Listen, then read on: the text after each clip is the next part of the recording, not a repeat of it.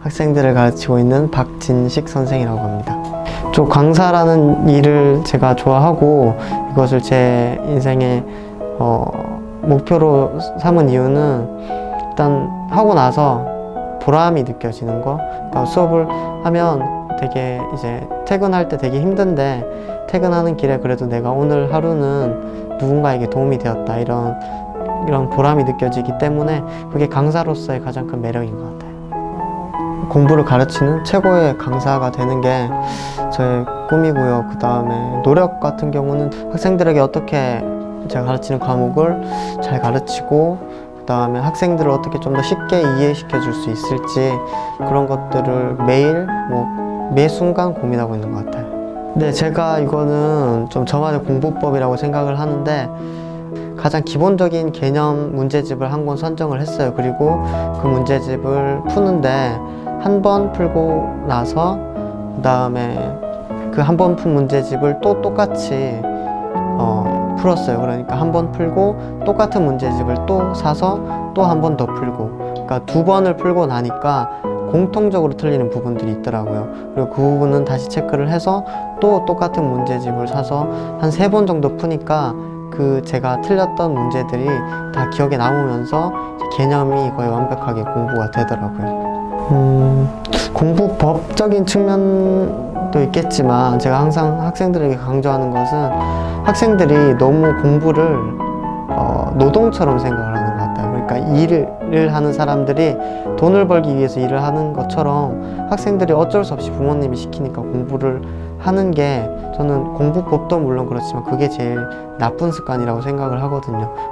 어쩔 수 없이 할 거면 그것을 즐기는 게 제일 좋은 방법인 것 같아요. 그렇죠. 일단 수학 같은 경우는 초등학교, 중학교 수준에서는 사실 개념도 중요하지만 개념보다는 계산력, 그러니까 식을 다룬다든지 이런 계산에 대한 문제들이 많기 때문에 초등학교, 중학교 때는 그런 계산력을 기르는 게 가장 중요한 것 같아요. 그러니까 아무래도 문제를 많이 풀어오는 게 좋겠죠. 근데 이제 고등학생이 되면 수학 같은 경우는 개념이 중요해지기 때문에 계산력도 계산력이지만 좀 제대로 된 선생님들을 만나서 그 개념을 확실하게, 아무래도 혼자서는 공부를 하기가 힘들기 때문에 그 개념을 훌륭한 선생님한테 좀 확실하게 배우는 게 제일 좋은 방법인 것 같아요. 저는 친구들도 많이 보고 물론 학생들도 제자들도 많이 봤는데 너무 강압적으로 학생들에게 공부를 시키면 오히려 더 스트레스도 많이 받고 그런 것 같아요. 그래서 물론 공부를 안 하는 학생들을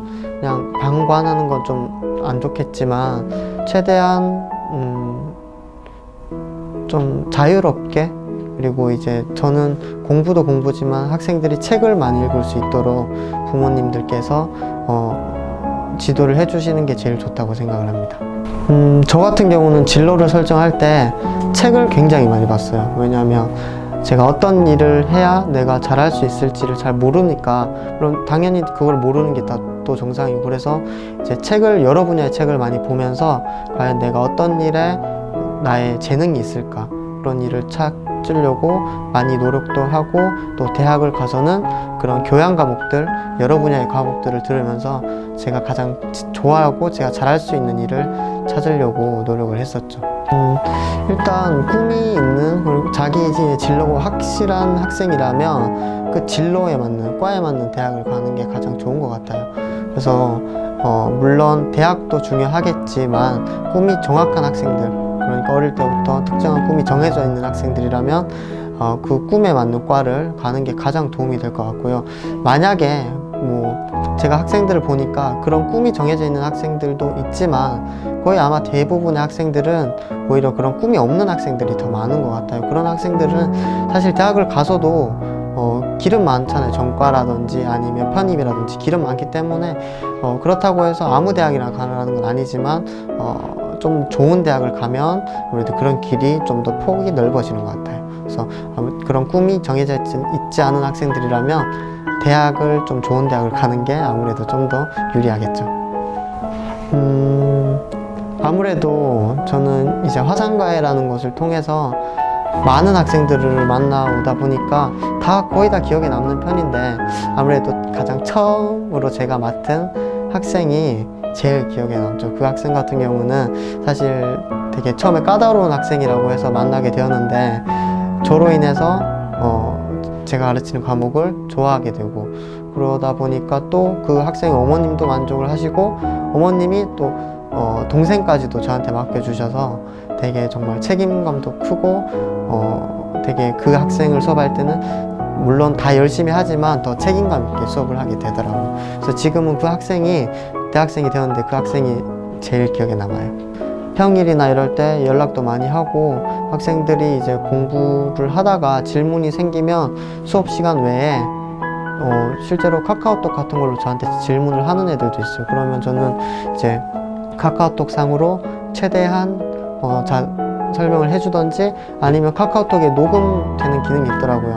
그걸로 설명을 제가 녹음을 해서 직접 카카오톡으로 보내주거나 그런 것들. 그래서 그만큼 제가 열심히 하기 때문에 학생들도 저를 더 믿고 따라오고 그러는 것 같아요. 제가 책을 좀 많이 보는 편이라서 좀 그런 책이 많은데, 사실 많이 고민을 했는데 학생들도 가장 공감할 수 있는 책으로서는 소설이 좋은 것 같아서 파울로 코엘료라는 작가의 연금술사라는 책이 있어요.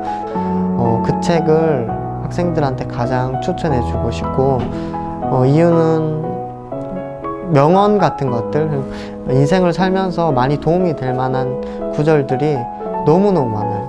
나이가 먹으면 먹을수록, 다시 보면 볼수록 점점 더 많은 것 같아요. 그래서 거기서 그런 말이 있어요. 네가 무언가를 간절히 원하면 온 우주가 그것이 실현되도록 도와준다. 그 말을 처음에 제가 그 연금술사라는 책에서 봤었을 때 되게 제 가슴이 뛰더라고요. 그러면서 이제 제가 꿈을 찾아야겠다, 이렇게 나의 가슴을 뛰게 해주는 책이 있듯이 내 가슴을 뛰게 해주는 꿈이 있겠지라는 생각을 하게 되어서, 그때부터 이제 군대에서 제가 꿈을 찾게 되었어요. 저는 항상 열심히 하니까 이 동영상을 보는 제 제자들이 제가 이만큼 열심히 한다는 걸 알고 좀 더 공부를 열심히 했으면 좋겠어요. 네.